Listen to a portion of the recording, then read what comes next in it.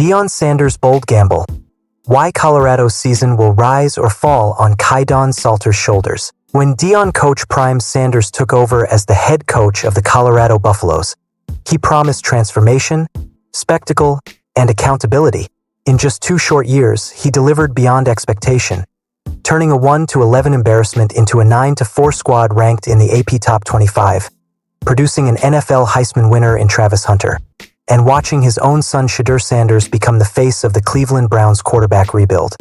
But as the 2025 season dawns, Sanders faces perhaps the toughest test of his tenure in Boulder: life without Shedeur and Hunter. Gone are the 2 players who defined the identity of Colorado's offense and defense. In their place, a roster filled with untested youth, transfers, and one man who has been given the keys to the program's most important position: Kaidon Salter. Colorado's opening matchup against Georgia Tech is more than just another Week 1 contest. It is a statement of intent, a glimpse into the future, and a referendum on whether Sanders' vision can survive without his sons on the field.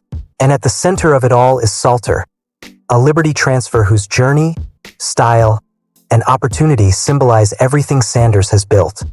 From Liberty Flames to the Buffalo Gold, Kaidon Salter isn't new to pressure.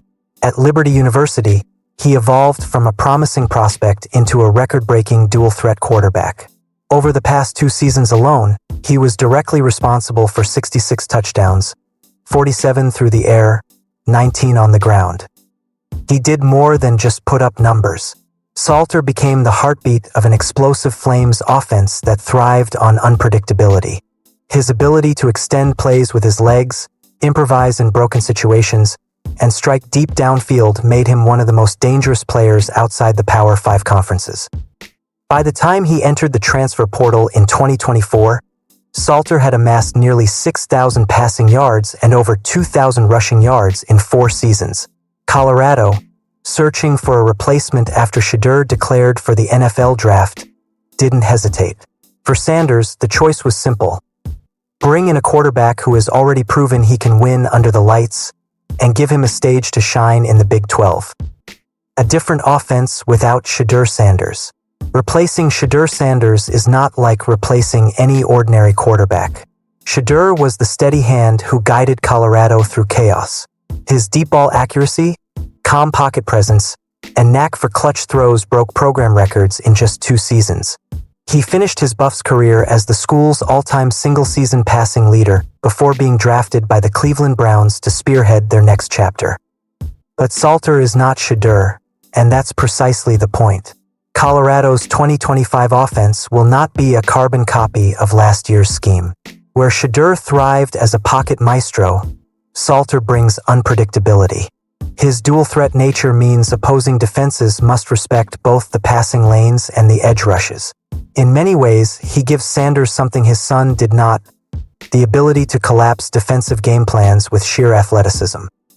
Deion Sanders acknowledged this himself during his announcement. He's the guy at this point. He's done it before. It's an admission that Salter's experience, his scars from battle and triumph alike, mattered more than sheer potential heading into Week 1. The freshman phenomenon, Juju Lewis waiting in the wings. Of course, the story doesn't end with Salter. Looming over this decision is the future face of Colorado football, Julian "Juju" Lewis. At just 17 years old, Lewis has already been hailed as a generational recruit. A 5-star in some rankings, 4-star in others, but undeniably the most hyped quarterback to commit to Colorado under Coach Prime. At Carrollton High School in Georgia, Lewis threw for 11,010 yards in 3 seasons, dazzling scouts with his quick release, pocket composure, and maturity beyond his years. He reclassified to join the Buffs early, sacrificing the comforts of a senior prom to begin studying Sean Lewis' offense in Boulder.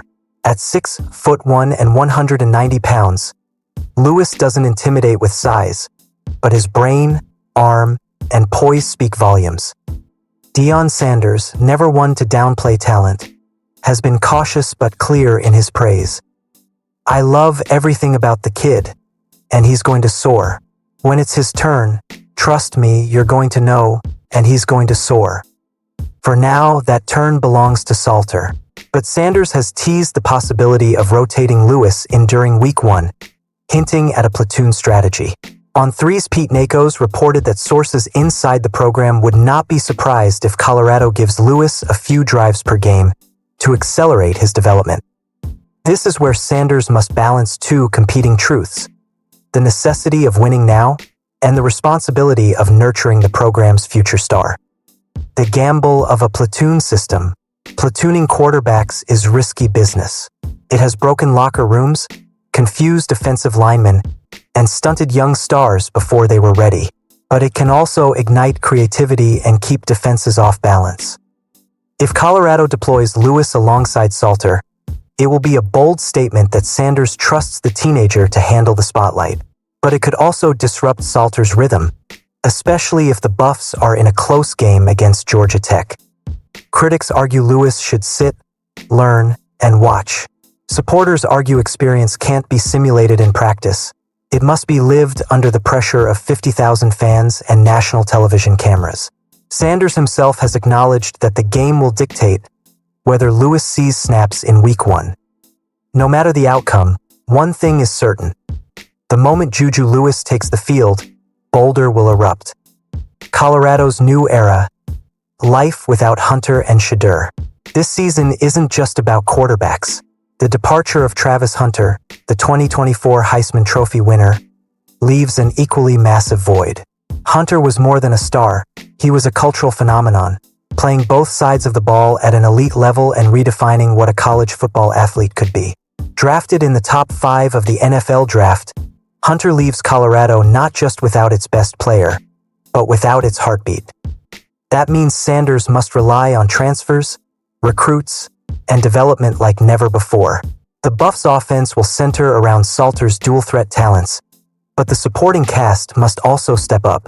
Wide receivers Amarian Miller and Jimmy Horn Jr. are expected to shoulder the load, while the offensive line, long a sore spot, faces its biggest test against Georgia Tech's aggressive pass rush.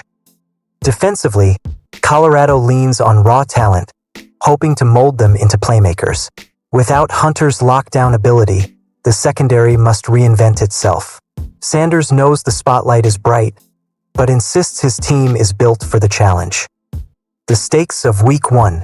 The Buffaloes enter their season opener as 4-point underdogs to Georgia Tech, according to DraftKings.